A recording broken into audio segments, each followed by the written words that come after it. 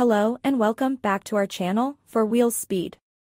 Today's video is about the 2023 Lexus RZ450e. The RZ is based on the ETNGA architecture of the recently introduced Toyota BZ4X. It shares the Toyota's 112.2-inch wheelbase, but the Lexus is about 5 inches longer and fractionally lower and wider. This comes in two trims, premium with synthetic leather and the luxury with ultra suede. 60 miles per hour in 4.6 seconds. Before we continue, we would appreciate your support by subscribing to our channel. This helps us bring more content to our viewers. We bring accurate information and we hope you can appreciate that. Electrification can be a catch-all term for hybrids, plug-in hybrids, and battery electric vehicles. If you think in terms of hybrids, Lexus is a long-time leader in electrification given that its RX hybrid dates back to 2005, making it the first hybrid from a luxury brand. But if you think of electrification as the move to EVs, the picture changes.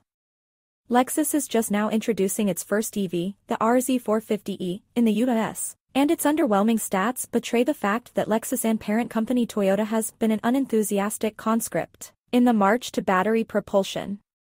Within the Lexus family, the RZ is a few inches shorter in length and lower than the RX, while it sits astride the same wheelbase.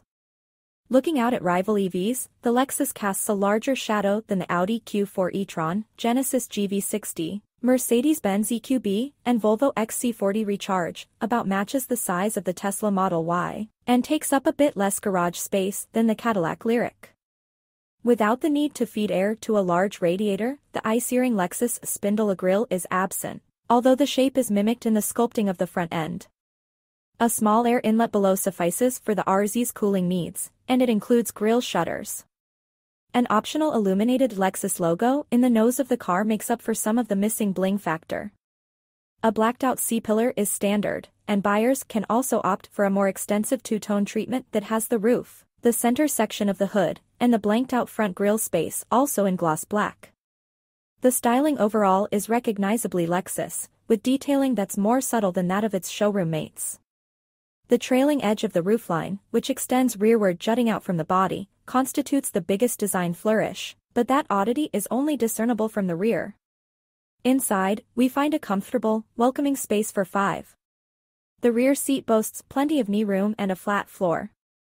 Narrow A-pillars and decently large windows make for good visibility. The RZ cabin offers minimal adornment, upscale materials, and typically impressive Lexus build quality.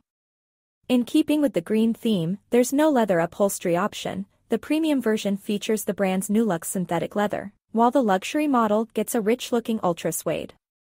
Like the BZ4X, the Lexus offers radiant heating elements in the lower dash to warm front seat occupants' legs.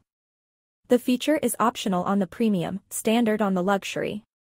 As a result, there's no glove box, but there's a cubby under the center console along with the usual covered bin and forward tray.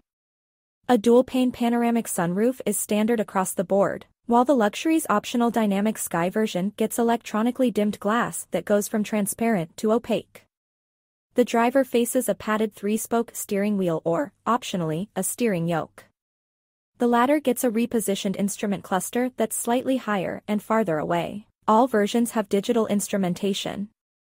The RZ also introduces a dial shifter.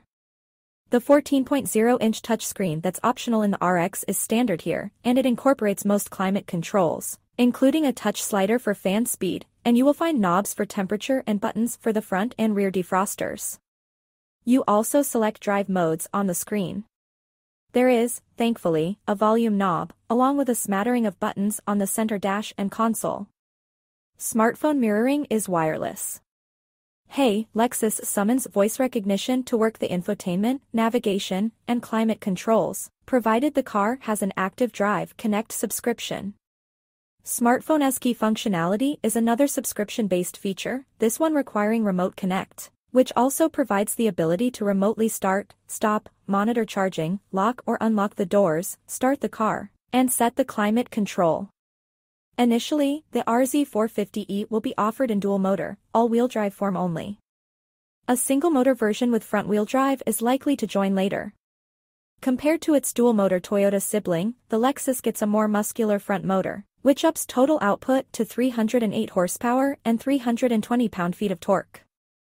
That's a healthy increase over the Toyota's 214 horses, and it compares favorably to dual-motor versions of the EQB, Q4, and the base GV60. But it's well shy of more performance-oriented dual-motor EVs like the Model Y, the Jaguar I-Pace, the Ford Mustang Mach-E, the higher-trim GV60, and the Lyriq. The RZ's battery pack is lifted directly from the single-motor BZ, and it's modestly sized with an estimated usable capacity of 63.4 kilowatt-hour. As a result, the RZ's EPA estimated range is just 196 miles for the luxury trim with 20-inch wheels, and 220 miles for the entry-level premium version on 18-inch wheels. Might Lexus introduce a larger capacity battery? Unfortunately, we're told the eTNGA platform can't accommodate a larger pack unless the wheelbase is stretched. No matter what vehicle you're coming out of, the available steer-by-wire system and its steering yoke take getting used to. The yoke turns a little past 90 degrees in each direction, and the last bit of steering brings what can be a surprising amount of response. It's very easy to oversteer for a 90-degree corner, particularly when starting off from a stop or when attempting a K-turn. Now this will conclude our review from today. Thank you for listening to this information, and we would love to see you come back to our channel.